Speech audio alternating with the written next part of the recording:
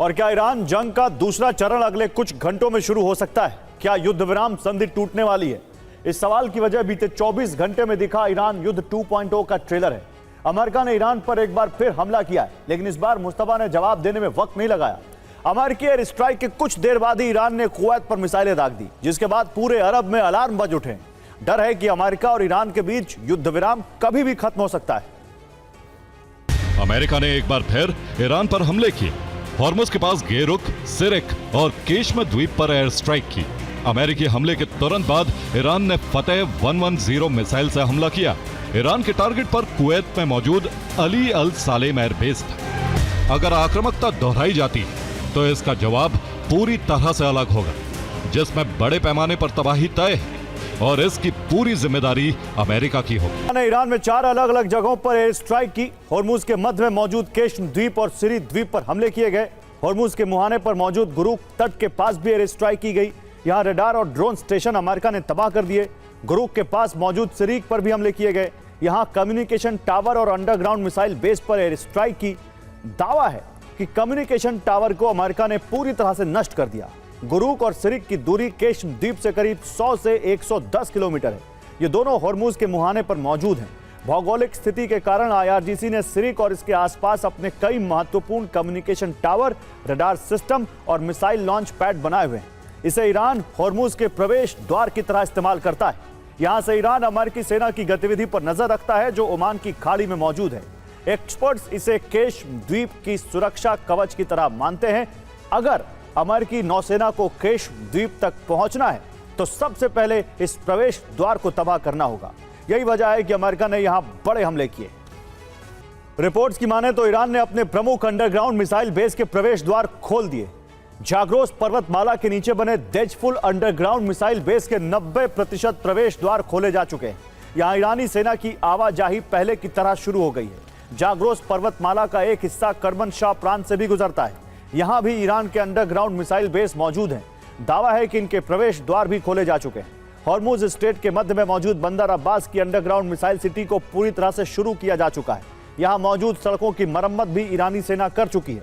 बंदर अब्बास में ईरान का अकाप 44 एयरबेस है, जिसमें ईरान के फाइटर जेट मौजूद रहते हैं।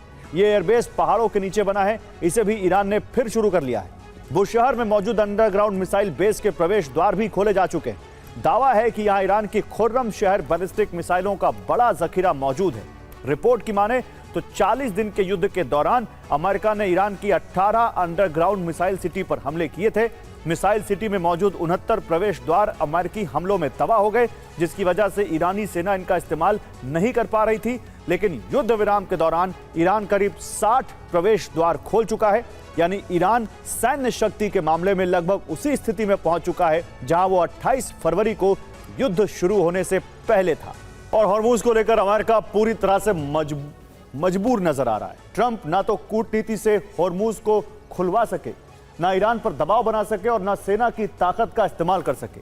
अब अमेरिकी मीडिया की रिपोर्ट में दावा किया गया है कि अमेरिका एक तरफ ईरानी तेल टैंकर के लिए मजबूत नाकाबंदी अभियान चला रहा हो, तो वही हॉर्मुज पार कराने का विकल्प भी तलाशा गया है। दावा है कि पिछले 3 हफ्ते में अमेरिकी निगरानी में 70 टैंकर और कार्गो शिप फारस की खाड़ी से निकलने में कामयाब हुए हैं।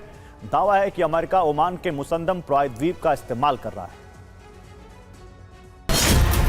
सबसे पहले जोखिम मोल लेने के लिए तैयार कंपनियों की लिस्ट बनी। कंपनी से उनके टैंकर की पहचान और लोकेशन अमेरिकी नेवी ने दी। विशेष संचार माध्यम से टैंकर से संपर्क करके हॉर्मुज पार कराया गया। सीक्रेट रूट का इस्तेमाल बहुत ही कम हो रहा है।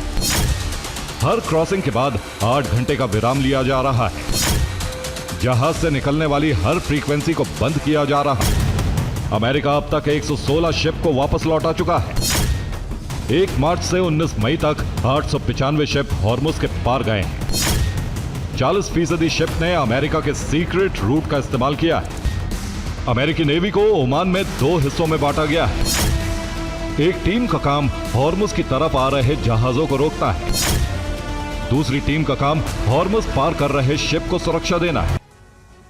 माना जा रहा है कि ओमान की मदद से ही अमेरिका हॉर्मुज पार कराने का विशेष अभियान चला रहा है और ओमान के जल क्षेत्र में अमेरिका ने सीक्रेट रूट तैयार किया है। अमेरिका की तरफ से हालांकि रूट को लेकर किसी तरह की जानकारी साझा नहीं की गई है, लेकिन ओमान के जल क्षेत्र का इस्तेमाल के अलावा कोई विकल्प नजर आता नहीं है।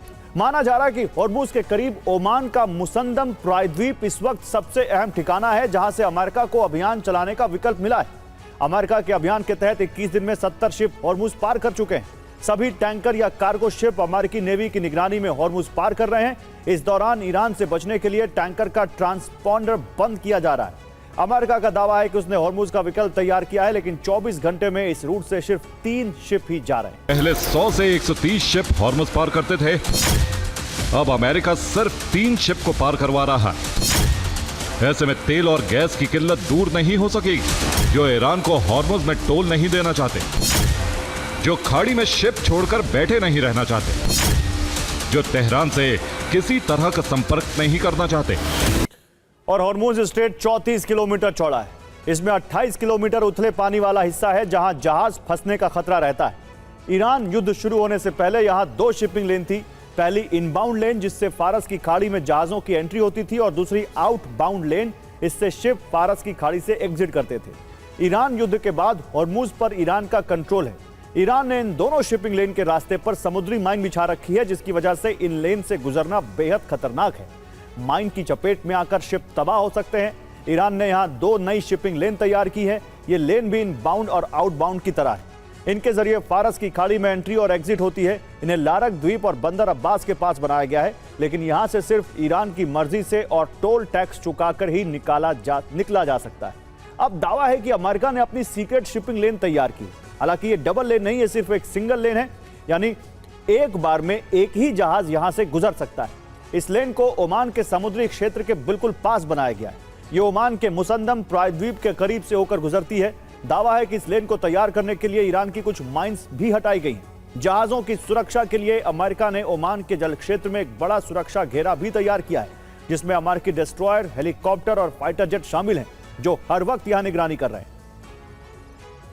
हॉर्मुज बहुत बड़ा रणनीतिक हथियार है। ईरान के दुश्मनों को हॉर्मुज से सजा मिलेगी। हॉर्मुज की वजह से ही यूएस दबाव में आया।